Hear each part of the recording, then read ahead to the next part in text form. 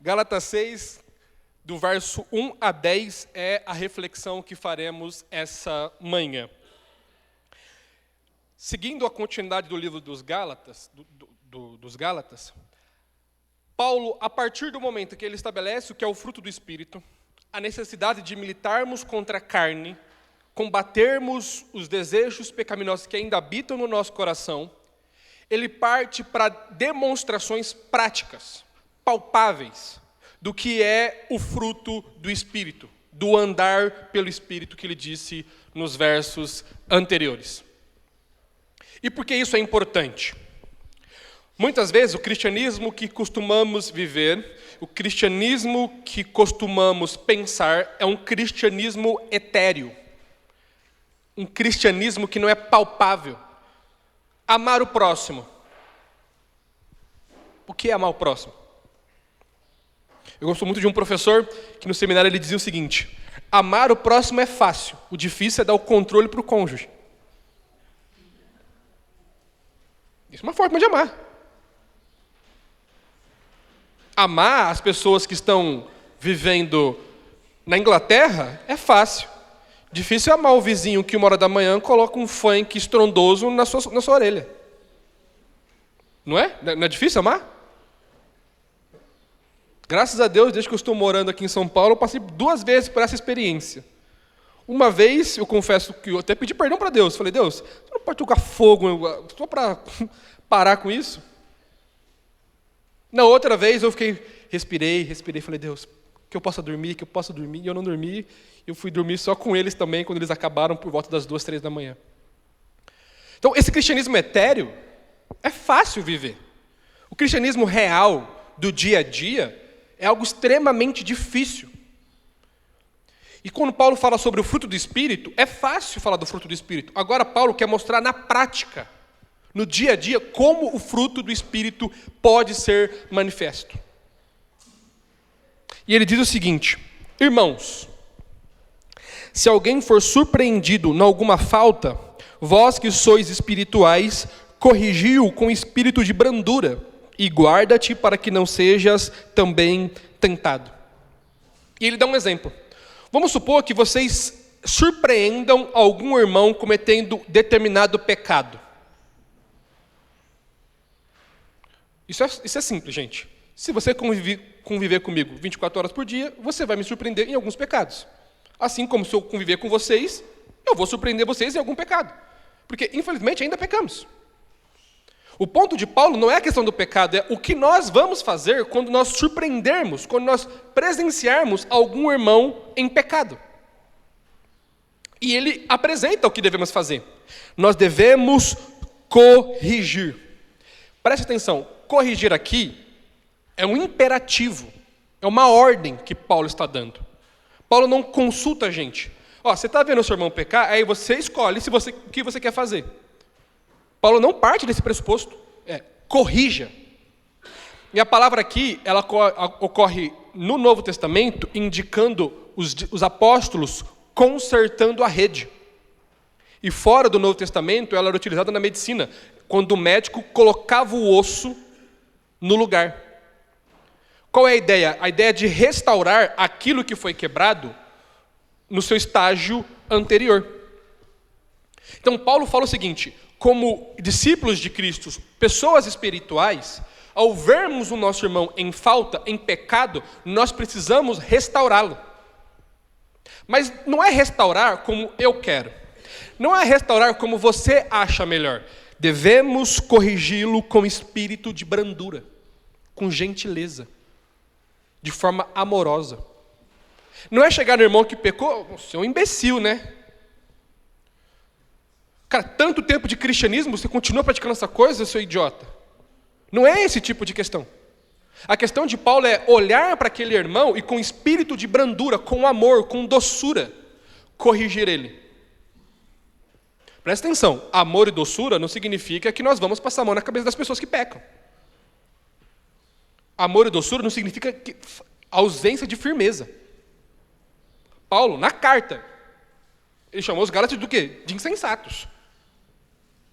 Mas em nenhum momento ele menospreza quem eles são. Ele fala aqui, ó, irmãos.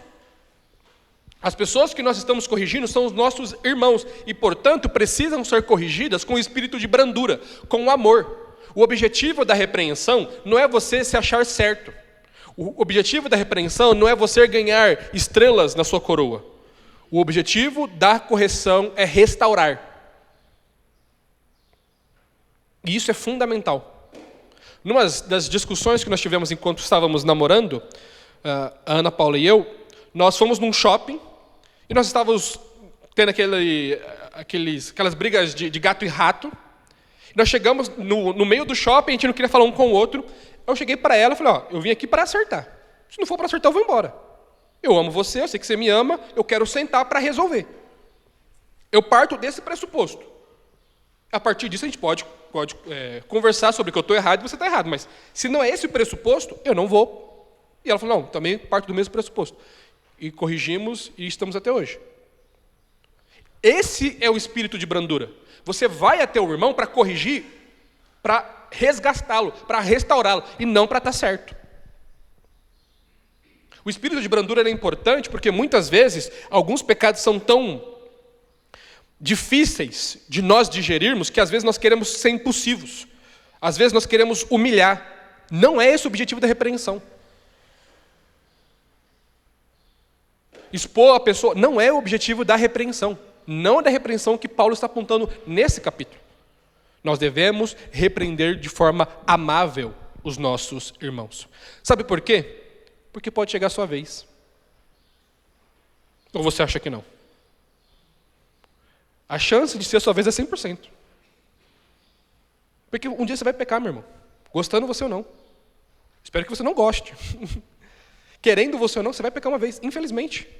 A questão é, da mesma forma que você deve tratar os outros, você deve orar para que essas pessoas tratem vocês com espírito de brandura. Por quê? Porque nós devemos nos guardar. O fato de lidarmos dessa forma é porque nós consideramos, no nosso coração, nós pensamos, nós ponderamos que nós temos a mesma capacidade para fazer o mal que o nosso irmão cometeu. Porque nós somos seres humanos que, embora salvos, embora santificados em Cristo Jesus, continuamos ainda a pecar. Como eu disse já aqui, eu não sei o porquê Deus permitiu essa situação. Não sei, mas é o fato. E Paulo continua dizendo que nós, verso 2, levai as cargas uns dos outros, e assim cumprireis a lei de Cristo. Levai a carga é um mandamento, é um imperativo, é uma ordem. Você deve levar a carga dos irmãos que estão, nesse contexto aqui da palavra, ok? Com dificuldade no pecado. O irmão que não tem paciência, o irmão que é iracundo, e outros pecados que nós podemos enumerar aqui. Faz parte da caminhada cristã o envolvimento pessoal na luta do pecado do outro. Dentro do cristianismo não existe carreira solo. Não existe o cristão que é o Batman, que vai se livrar de todos os crimes de Gotham sozinho. A carreira cristã é uma carreira comunitária. E, portanto, você não consegue vencer pecados. Eu não consigo vencer pecados sem a ajuda de outras pessoas, que carregam os fardos, que carregam as cargas sobrecarregadas sobre mim.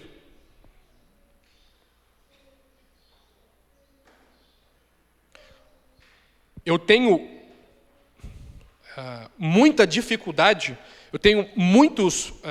uma dificuldade com a ira. Um dos pecados que eu mais cometo é a ira. Em várias áreas. Às vezes a torneira da cozinha está pingando, eu levanto e começo a socar aquilo para parar. Não faz sentido nenhum, gente. Mas eu tenho essa dificuldade, eu luto contra o pecado da ira. Graças a Deus, Deus colocou no meu caminho pessoas que não têm a ira e me corrigem. Especialmente a Ana Paula. A frase preferida dela é, não precisa disso. E não precisa.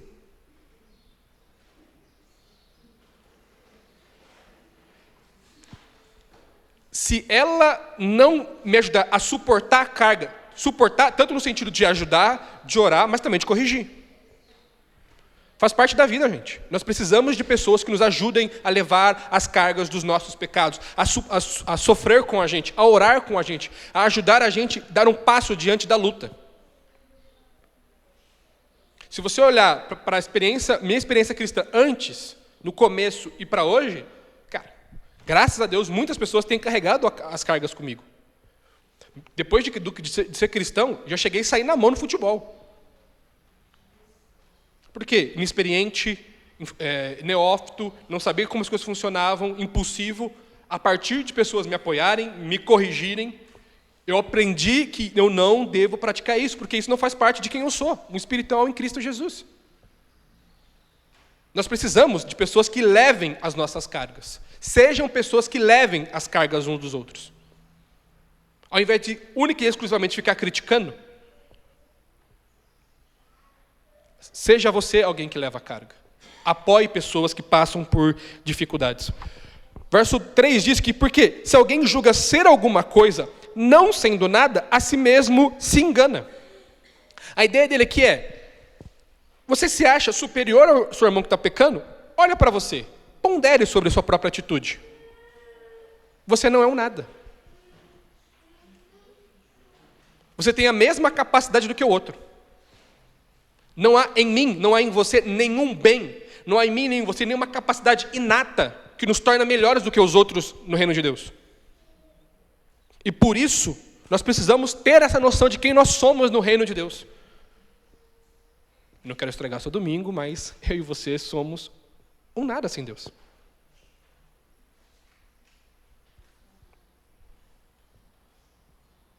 Mas Paulo dá uma orientação sobre isso.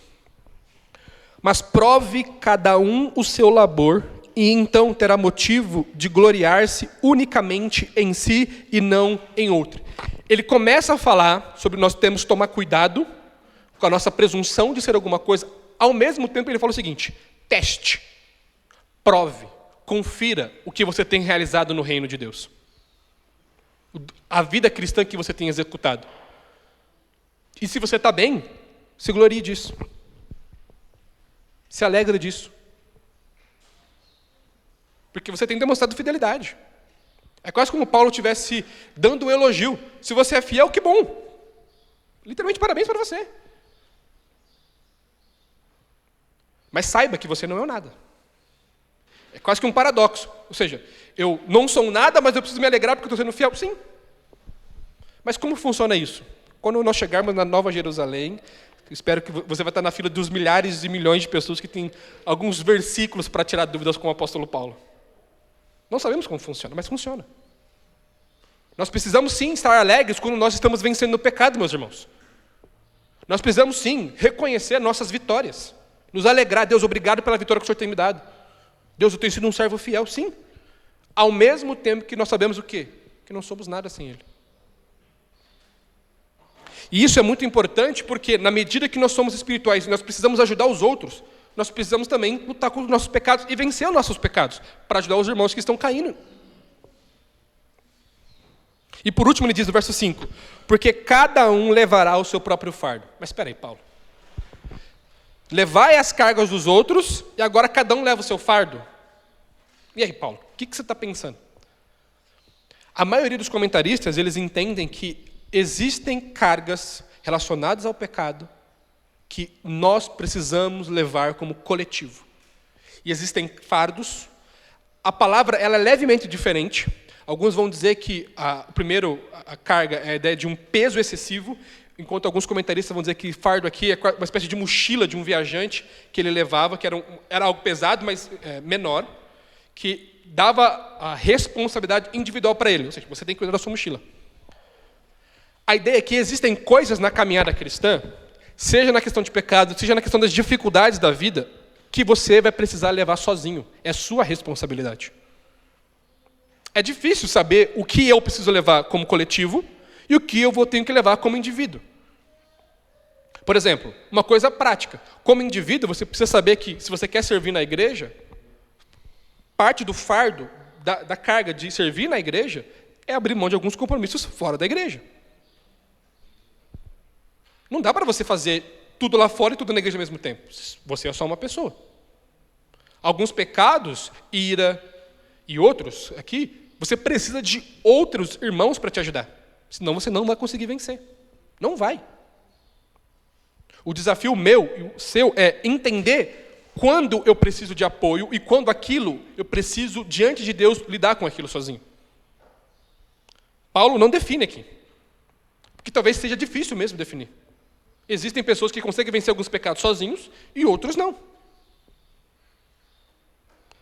Peça auxílio, peça ajuda, peça capacitação ao Senhor para a realização de tal missão. E Paulo continua no verso de número 6. Mas aquele que está sendo instruído na palavra, faça participante de todas as coisas boas aquele que o instrui. Literalmente, aquele que está sendo catecúmeno. A palavra aqui é a palavra de catequese. Aquele que instrui outro debaixo de instruções específicas. Aquele que direciona, aquele que ensina debaixo de coisas ordenadas. Se você é o alvo de alguma pessoa que está te dando esse ensino, olha o que Paulo diz. Faça participante de todas as coisas boas aquele que o instrui. Isso é uma ordem, não é uma sugestão de Paulo. Como assim, Todd? Exatamente isso. Nós devemos retribuir, seja financeiramente, seja através dos nossos bens, seja através da nossa oração, aquelas pessoas que nos instruem. Eu tenho um exemplo que me tocou muito, quando eu estava ainda em Marília, indo para o seminário. Uma mulher chegou em mim no final do culto e falou: eu quero agradecer a você, porque meu filho ele tem vindo à igreja, ele gosta da igreja, ele quer servir na igreja, ele quer se batizar depois que você assumiu os adolescentes aqui na igreja. Eu falei: obrigado e tudo mais. Ela falou: então, a partir de hoje, todo final de semana, eu vou bancar o seu lanche. Ela me deu um valor, esse é o valor mensal que eu vou te dar. Você pode comer o que você quiser com esse valor que eu vou pagar, que eu vou depositar na sua conta. E eu falei: não preciso disso. Ela falou: não, você não está entendendo. Se não fosse pelo trabalho que você está realizando, meu filho não quer receber da igreja, meu filho não queria saber de Deus, mas por conta daquilo que Deus está fazendo através da sua vida, meu filho gosta de você e meu filho está vindo para a igreja. Então, eu quero abençoar a sua vida. Isso me tocou muito. E me tocou, não porque eu quero que vocês façam isso para mim, ok? Eu quero deixar bem claro isso. Não é para vocês pagarem meu almoço de domingo. Mas quantos e quantos professores que passaram a vida ensinando muitos dos nossos filhos aqui na igreja, a gente não deu nenhum obrigado. Nenhum agradecimento. A gente pega o nosso filho, é quase como se a pessoa fosse o nosso escravo. Não, gente, essas pessoas estão se dedicando. Essas pessoas merecem um agradecimento da nossa parte. Especialmente com o nosso bolso, o nosso recurso. Eu não sei o que a gente pode fazer para essas pessoas.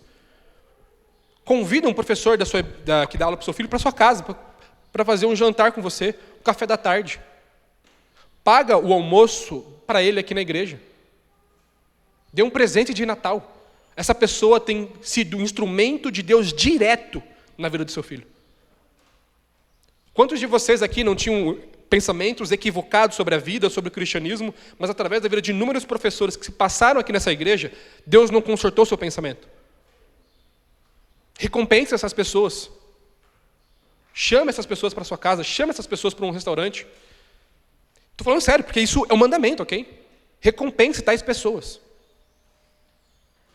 Por quê? Porque elas são instrumentos de Deus na vida dos seus filhos. Na vida de vocês. E Paulo continua dizendo: não vos enganeis, de Deus não se zomba, pois aquilo que o homem semear, isso também ceifará. Porque o que semeia para a sua própria carne, da carne colherá corrupção, mas o que semeia para o Espírito, do Espírito colherá a vida eterna. Às vezes a gente não sabe muito bem para onde Paulo está indo no raciocínio. Paulo está consciente, ok, do que ele está fazendo. Nós não somos Paulo, nós não estamos dentro da mente de Paulo. Então, muitas vezes, Paulo está indo para caminhos que, se você começa a olhar o texto, eu não estou entendendo isso aqui. É muito provável que Paulo está dizendo o seguinte para aquela igreja: de Deus não se zomba. Se vocês gastarem os recursos de vocês para as festas da carne, se vocês gastarem os recursos de vocês para os seus prazeres fúteis e pecaminosos, Deus vai cobrar de vocês. De Deus não se zomba.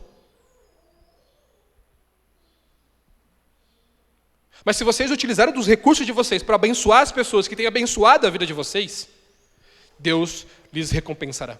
Isso é importante porque, como nós já dissemos nessa longa exposição, a maioria daquela igreja já tinha sido seduzida pelos falsos mestres. E olhavam para Paulo com desprezo. Quem é esse cara, velho? E Paulo está dizendo, vocês não são, literalmente, agradecidos pelo aquilo que eu realizei no meio de vocês. E assim sendo, Paulo estava sofrendo também, não uma baixa financeira, ok? Mas de dificuldade.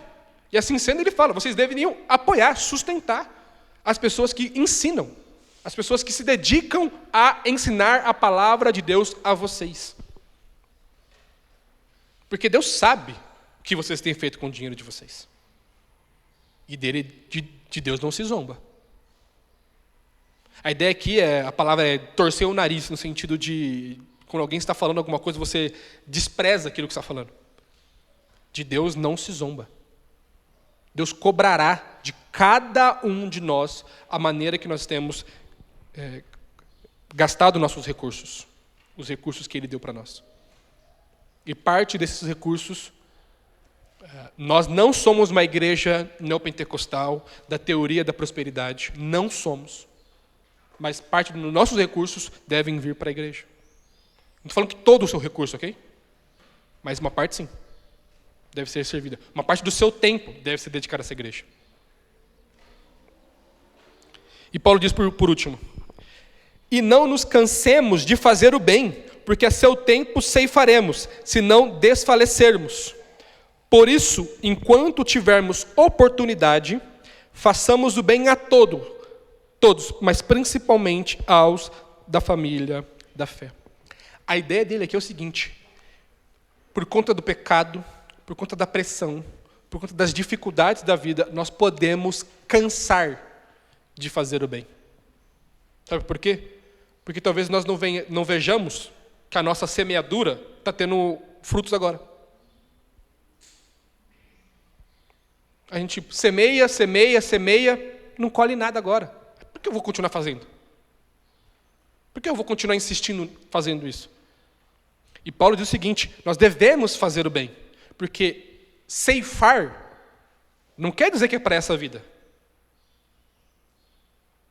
Quem disse para mim, quem disse para você que a vida eterna é agora? Alguém disse? Nós desfrutamos de parte da vida eterna agora? Claramente, com certeza. Mas o produto final da vida eterna nessa vida, de modo algum, gente.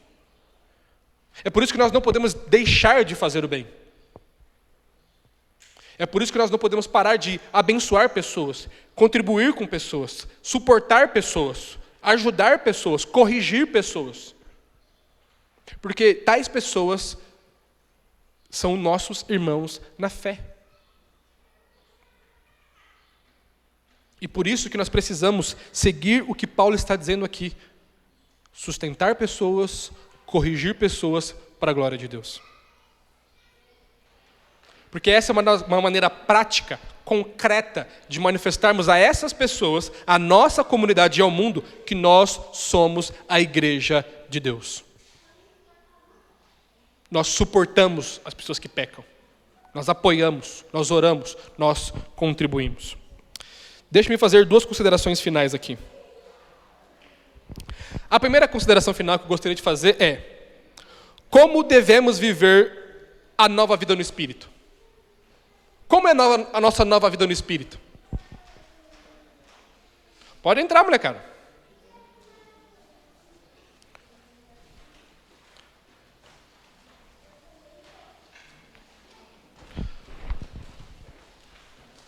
Como é a nossa nova vida no Espírito?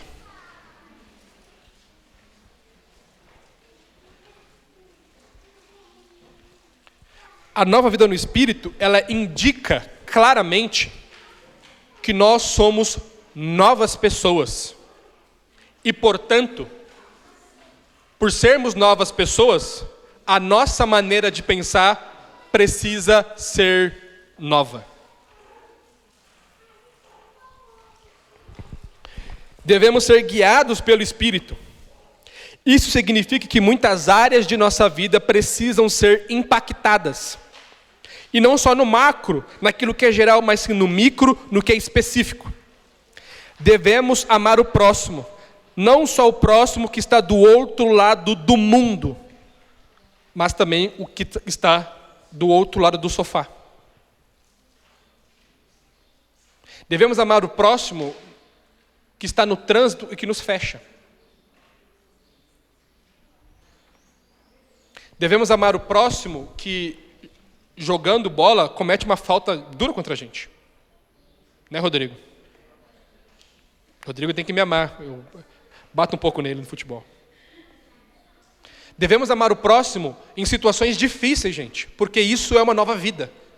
Olhe para a figura daquele que representa de forma perfeita a nova vida em Cristo, a nova vida, o próprio Cristo. Diante de julgamentos, diante de uma sentença injusta, o que ele fez com aquelas pessoas? Ele amou o próximo. Ele cuidou do próximo. Ele orou pelo próximo. Ele sustentou até o final o respeito por Judas, aquele que o traiu.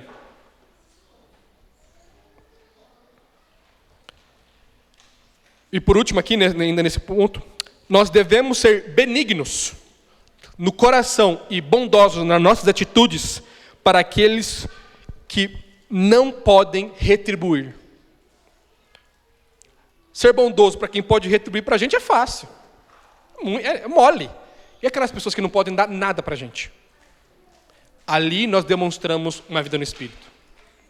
E por último, como devemos tratar aqueles que ensinam sob a autoridade de porta-vozes de Deus? Primeira coisa, devemos avaliar o que ensinam. Uma prática nessa igreja, encabeçada pelo pastor Caio e pelo pastor Isaías, é o quê? Que vocês fiquem com a Bíblia aberta todas as vezes que nós ensinamos, em qualquer contexto. Por quê? Para vocês avaliarem o que nós estamos ensinando.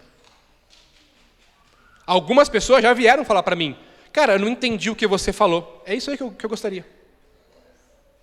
Terças-feiras nós conversamos, Caio, Isaías e eu. E cada um questiona, cara, mas o que você quis dizer com esse ponto aqui? Porque faz parte do nosso trabalho como cristãos em Cristo Jesus avaliar o que é dito. Avaliem todo o ensino, toda a profecia, tudo aquilo que é dito nesse púlpito ou em qualquer lugar dessa igreja. Nós não somos imunes a críticas. Avalie, questione, julgue tudo o que é ensinado aqui. Tudo. Devemos orar, contribuir, apoiar, corrigir.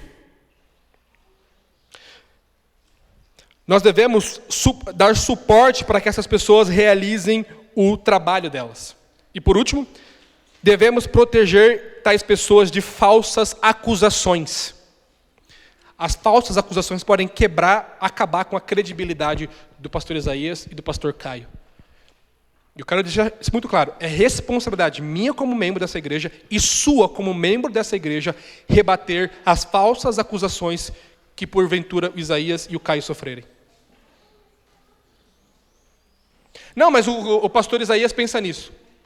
Não, ele não pensa nisso. O pastor Caio, ele acha isso. Ele não acha isso. O comportamento deles não é assim. Porque parte do porquê Paulo escreve essa carta é porque provavelmente os líderes daquela igreja não defenderam Paulo corretamente. Como Paulo vai escrever 2 Coríntios para defender a si mesmo, porque aquela igreja abandonou ele.